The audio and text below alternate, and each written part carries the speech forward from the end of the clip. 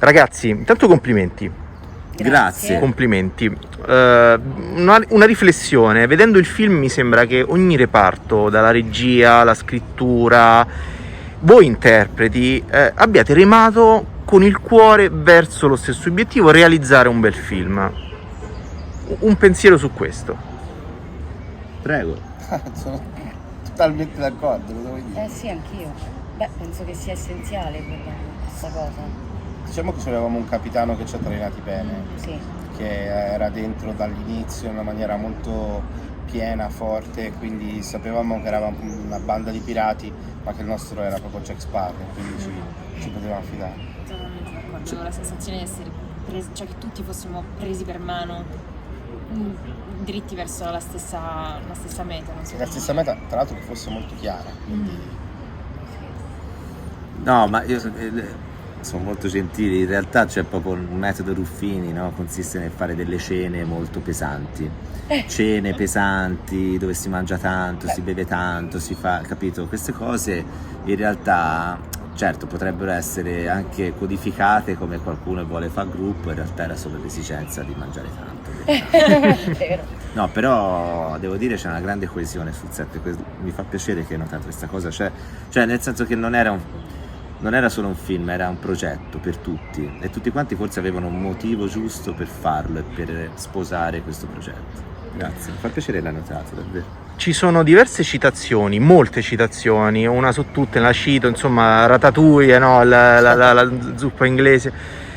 Come sono nate? In fase di scrittura o poco a poco, insomma, quando poi effettivamente stavate girando, eravate in produzione, oppure era tutto a monte, era tutto scritto? No, era scritto. Era tutto scritto. Tra l'altro nella stessa scena di Ratatouille c'è la scena dei tedeschi a Pearl Harbor, cioè nel senso era tutto scritto. Ci siamo stati tantissimi a scrivere noi, cioè, con Francesco Romano Massaro e con insomma qualcuno c'era come Max e sì, era tutto scritto, cioè il film che abbiamo girato era vero pa? Cioè, Sì. Era molto, anche questo aspetto del metacinema c'era tutto in realtà, e c'è anche tante altre cose oltre. Poi fra l'altro il critico è un regista, è Wolfgango De Biasi, che è un regista con cui ho lavorato, insomma ci sono un sacco di rimandi, ma anche nella storia tra Ciro e Sam ci sono, la piazza dove viviamo si chiama Piazza Carlo Pedersoli, quindi è un omaggio palese a Bud Spencer, ma tantissime cose, c'è tanta, perché io volevo fare un film d'amore ma anche un film d'amore per il cinema. C'è una frase molto bella: gli extra sono importanti, no? Nelle edizioni DVD o Blu-ray pochi poi vanno a vedere gli extra, quindi insomma una riflessione di questo, perché poi sono gli extra che danno un altro senso alla visione del film, altrimenti non li metterebbero. Te l'hai capito che sono importanti gli extra, se non l'hai capito te Certo che sì. puoi parlare degli extra Non so. nella vita? Sì, sono importanti perché danno una spiegazione in più, no? Chiudono il tutto, come dire. Se vuoi capire bene le cose, quindi sì, sono importanti, sono fondamentali. Altrimenti come se le lasciassi un po' a metà, no? Altra cosa importante, le promesse. Barbara nel film insomma ne sa qualcosa, no? Promesse non mantenute anche verso se stessi, perché è impossibile mantenere le promesse si fanno da bambini, quindi la purezza totale in questo caso ci si macchia crescendo, no? In qualche modo non ci si evolve, forse ci si involve, ecco, possiamo dire.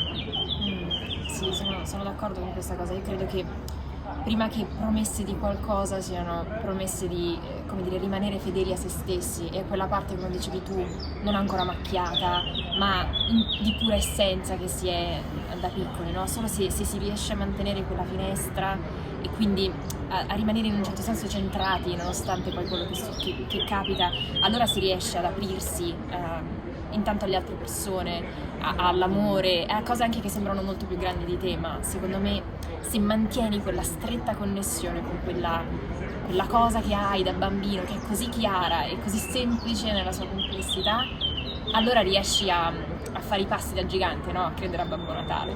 Tra l'altro l'esergo del film è sì, il bambino, sì, l'adulto di cui.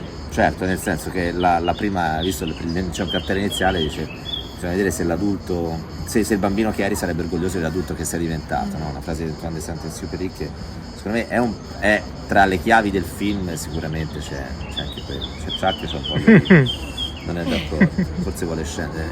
Faccio scendere, No, ma sai, il film ne ha tante di letture, c'ha le promesse, c'ha, come dicevi te, l'io bambino, quindi il mantenere fedele il proprio intimo, no? Però sono tutte cose che il film un pochino le suggerisce, ma poi fondamentalmente è proprio una storia d'amore. Cioè, nel senso che il vero nucleo è l'amore. Quello che secondo me poi commuove è l'amore che tutti quanti, anche gli altri personaggi del film, sono legati a mostrare nei confronti di qualcosa. Anche banalmente, nei personaggi di contorno mi viene in mente il prete con il chierichetto un po' sfigato. Sono due personaggi che comunque lo manifestano a loro modo.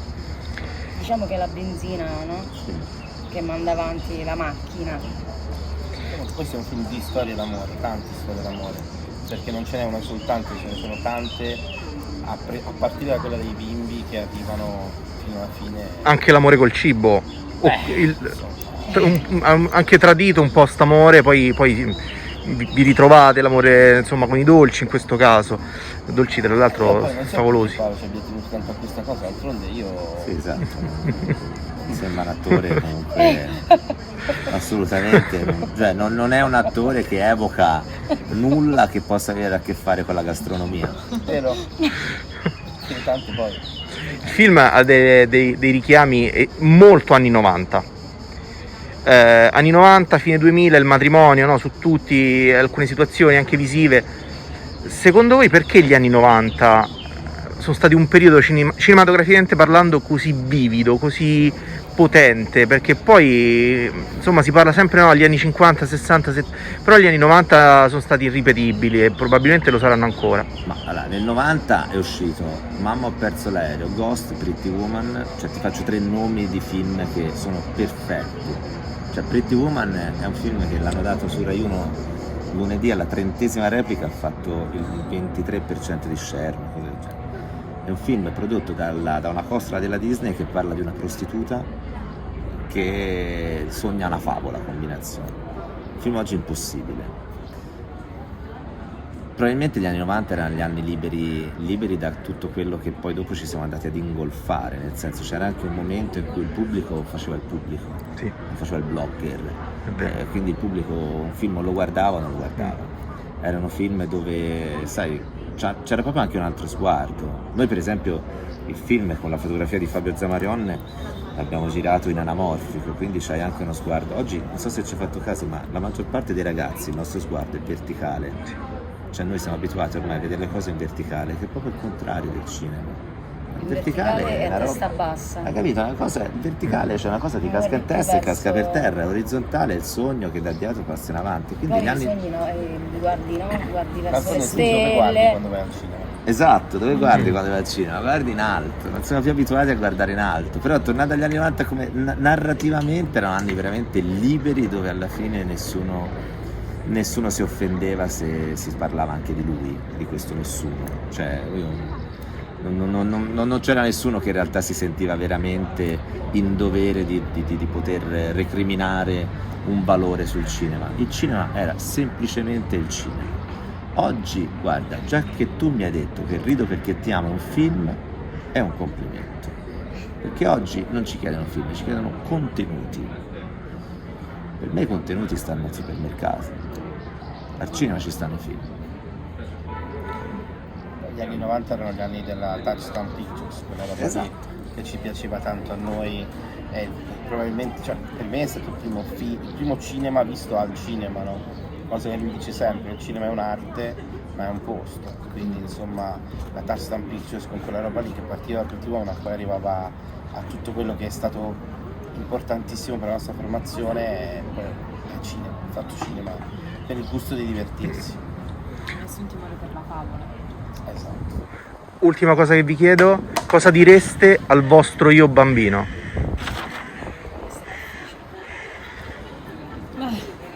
Io direi lì, lo abbraccerei fortissimo, gli direi di non aver paura, gli direi che se continua a sognare forte realizzerà sicuramente quello che crede. Temo però che il mio io bambino mi manderebbe in culo. Beh, io mi farei prendere per mano da lui, da lei in questo caso, e mi farei, non lo so, chiederei io aiuto al bambino per farmi vedere diversamente le cose, no? Con occhi da bambino, appunto, senza veli, puri, così. Tu, la piccola? Oddio, forse le direi di respirare tanto e di tranquillizzarsi, perché comunque è molto più semplice. Basta con i carboidrati. Basta. Basta. Cioè, dai un freno adesso perché poi sarà molto complesso e basta pure la Nutella. Grazie, grazie, Grazie a voi. grazie, Grazie. grazie.